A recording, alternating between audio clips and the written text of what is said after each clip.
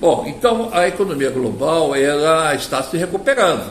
É uma recuperação modesta, menor do que estava se esperando, mas aquelas alterações ou rupturas nas cadeias internacionais de valor, de comércio internacional e, sobretudo, na energia, né, os impactos inflacionários do aumento de preços da energia e dos alimentos pela saída da oferta que a Ucrânia produzia, né?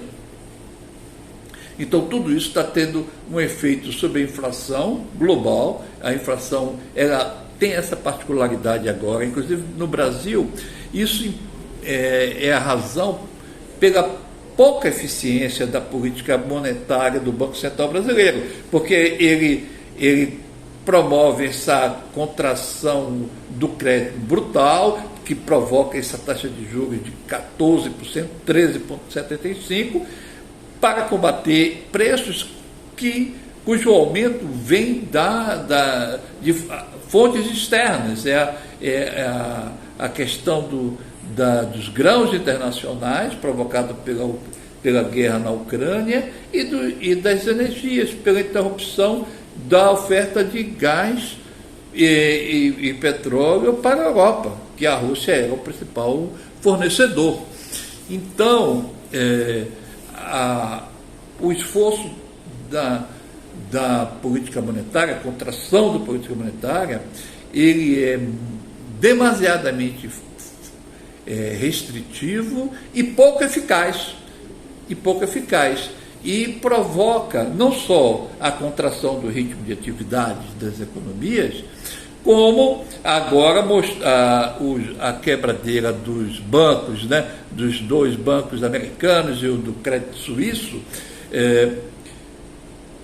mostraram a fragilidade do sistema financeiro bancário internacional, dado que a subida acelerada das taxas de juros provocou uma queda dos títulos do Tesouro Americano que lastreiam essas aplicações desses bancos e que são obrigados por lei a reconhecer esse desequilíbrio do seu balanço e que ensejou corridas bancárias que resultou na quebra desses bancos, o Silicon Bank da Califórnia, o Crédito Suíço lá na Suíça. E outros 140 bancos estão em situações semelhantes, sobreaplicado em títulos do Tesouro Americano, que estão perdendo valor, dado que a taxa de juros dos Estados Unidos está subindo. Sobe a taxa de juros, os títulos que estão no mercado passam a ter um valor menor. Então, há riscos financeiros internacionais e sobretudo, o grande risco que paira sobre o horizonte é de um recrudescimento dessas tensões geopolíticas, sobretudo em Taiwan, a guerra dos chips, essa dependência absurda, total dos Estados Unidos do fornecimento de semicondutores produzidos em Taiwan.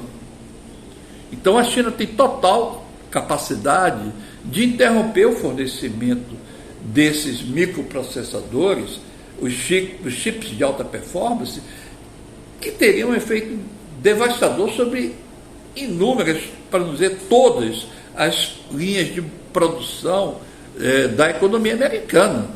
Então, os Estados Unidos, o secretário lá da Defesa dos Estados Unidos, eu prefiro explodir a fábrica lá em Taiwan do que deixar cair em mãos chinesas.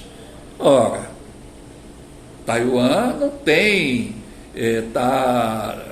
tem uma fronteira terrestre com a Polônia, como tem a Ucrânia, que permita a NATO levar tanques e armamento, 83 bilhões de armamentos já adentraram a Ucrânia para lutar essa guerra preposta dos Estados Unidos contra a Rússia, na verdade contra a China, porque a questão de fundo é a que será decidida na próxima semana, nas reuniões dos BRICS, quando vai se consolidar a adesão dessa nova cesta de moedas para lastrear os contratos do comércio internacional da área dinâmica do mundo.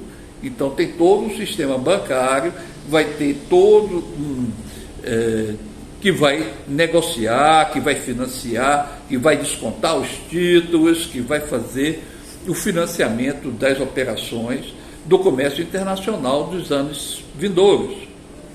Isso tudo vai ser muito importante para o Brasil.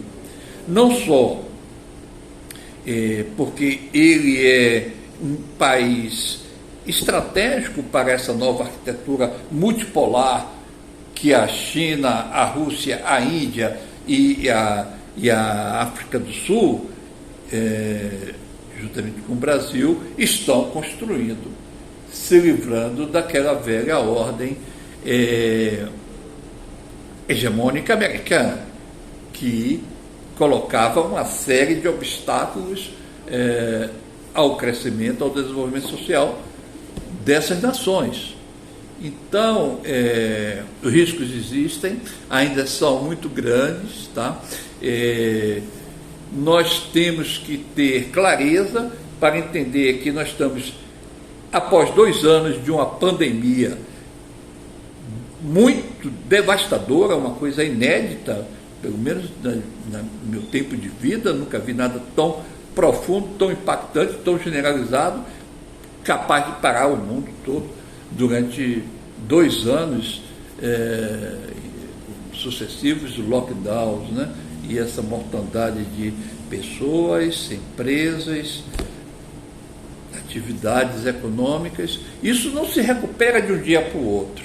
Então, todas as finanças públicas dessas nações foram desequilibradas profundamente por uma situação dramática de saúde. Então, não será de uma hora para outra que você vai ter, que as dívidas vão deixar de crescer, vão ser pagas, vão se estabilizar. Não, nós temos que conviver com um processo de recuperação econômica, reestabilização financeira, convivendo com dívidas em patamares altos, mas, sobretudo, mantendo o sistema financeiro financiando as infraestruturas, os projetos que são necessários para retomar a natureza virtuosa do crescimento, né? Então, vamos ter mais notícias boas essa semana.